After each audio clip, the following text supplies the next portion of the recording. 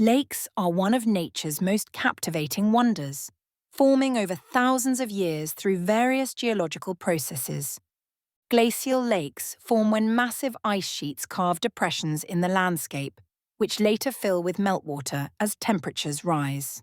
Volcanic crater lakes emerge when calderas fill with rainwater, often displaying striking colours due to mineral content.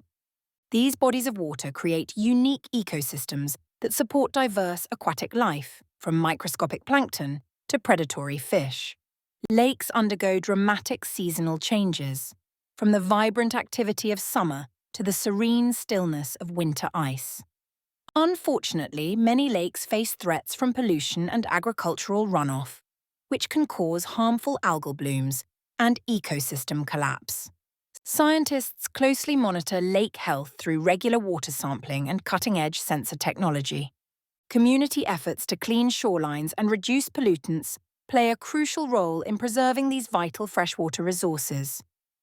Innovative restoration technologies now offer hope for revitalizing damaged lake ecosystems and returning them to their natural states.